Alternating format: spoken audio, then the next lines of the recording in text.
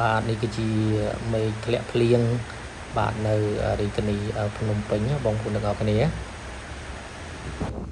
ហើយជម្រាបសួរបងប្អូនទាំងអស់គ្នាបាទនេះជាទស្សនវិជ្ជាមុនធ្លាក់ភ្លៀងហើយឃើញថាពីថ្ងៃមិញនឹងក្តៅយកទៅមែនតែនបាទហ្នឹងហើយក្តៅទៅដល់ពេលល្ងាចបាទខ្ទង់ម៉ោងប្រហែលជា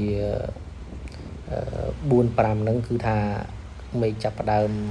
មានពពកខ្មៅក្រាស់ហើយនឹងធ្លាក់ខ្យល់តិចចាប់ផ្ដើមមេឃរាងកង្កឹតអញ្ចឹងណាដោយសារតែ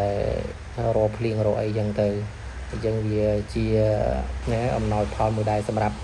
ល្ងាចថ្ងៃទី16ខែឧសភានេះបាទមេឃបានបង្អុរភ្លៀងមួយមេយ៉ាងធំនៅរាជធានីឲ្យមានភាពត្រជាក់ត្រជុំហើយតើតំបន់បងប្អូនមានភ្លៀងធ្លាក់ដែរអត់ទេសម្រាប់ថ្ងៃទី16នេះបាទហើយសង្ឃឹមថាមានភ្លៀងធ្លាក់ដូចគ្នាព្រោះថាប្រហែលថ្ងៃនេះគឺថាមេឃក្តៅយកតែមែនតែនណាឥឡូវនេះឃើញថាបានភ្លៀងធ្លាក់មកហើយគឺត្រជាក់យកតែមែនតែនណាបាទត្រជាក់ស្រួលរស់នៅបាទអរគុណមេឃអរគុណមែនតែនដែលបានបង្អុរភ្លៀងបាទមួយមេយ៉ាងធំឃើញថាគួរសមដែរបងប្អូនដូចតែបងប្អូនបានឃើញអញ្ចឹងណាបាទហ្នឹងហើយអរគុណមែនតើអត់មានអីច្រើនទេជម្រាបលាបងប្អូនទាំងអស់គ្នាជួបគ្នានៅវីដេអូក្រោយៗទៀត